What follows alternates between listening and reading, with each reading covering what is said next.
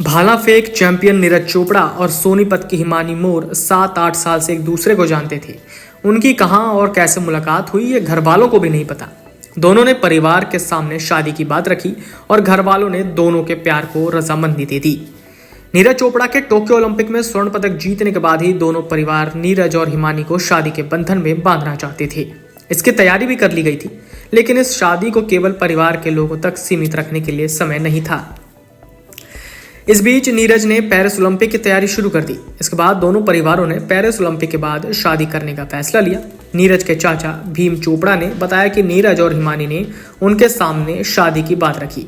परिवार को शादी नीरज की पसंद की लड़की से ही करनी थी। दोनों परिवारों ने इसको लेकर चर्चा की और उनके विचार मिलने पर घर तक आना जाना रहा। वो टोक्यो ओलंपिक 2020 में स्वर्ण पदक जीतने के बाद नीरज और हिमानी की शादी करना चाहते थे। उस समय पूरे देश में स्वर्ण पदक की खुशी थी, जिसके चलते समय नहीं मिल पाया। इसके बाद पेरिस ओलंपिक 2024 की तैयारी शुरू हो गई। नीरज ने अपना पूरा ध्यान अपने खेल पर लगाया। पेरिस ओलंपिक में रजत पदक जीतने के बाद उनकी शादी की तैयारी शुरू कर दी।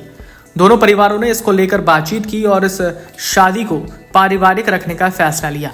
नीरज ने हिमानी के साथ 16 जनवरी को हिमाचल प्रदेश के सोलन जिले के कुमारहट्टी के पास गांधीग्राम स्थित सूर्याविलास में शादी की। भीम चोपड़ा ने बताया कि वो 6 महीने से शादी की शॉपिंग कर रहे थे। उन्होंने हरियाणा और आसपास के शहर से खरीदारी नहीं की। उन्होंने ऐसी जगह से खरीदारी की जहां से उनको कोई जानता नहीं था। नीरज की शेरवानी और शादी के दूसरे कपड़े भी बाहर से बनवाए गए। इसी तरह शादी की मिठाई और अन्य सामान भी अलग अलग जगह से बनवाया। यहाँ भी किसी को नीरज की शादी के बारे में भनक नहीं लगी।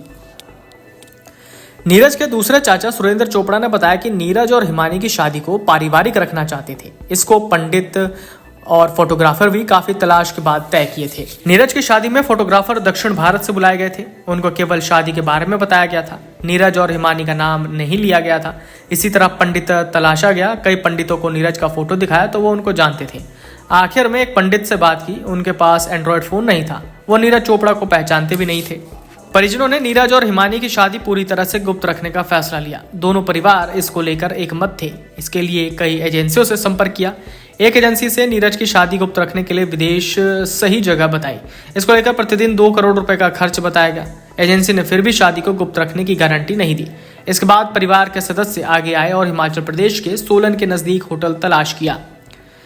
यहाँ पर भी शादी को गुप्त रखने की पहली शर्त रखी। यही कारण रहा कि पूरे स्टाफ के मोबाइल तक बंद करा दिए गए थे। वहीं सीसीटीवी कैमरों पर टेप लगा दिए गए। इसी तरह शादी में आने वाले दोनों पक्ष के सदस्यों को पहले चंडीगढ़ के एक होटल में बुलाया गया। उनको शादी को लेकर पूरी हिदायत दी गई।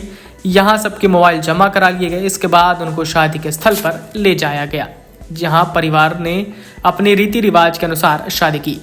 Video desk amarujala.com। अगर आप ये वीडियो YouTube पर देख रहे हैं तो हमारे चैनल को सब्सक्राइब करें और बेल आइकन को दबाना ना भूलें। अगर आप Facebook पर ये वीडियो देख रहे हैं तो हमारे पेज को लाइक करें।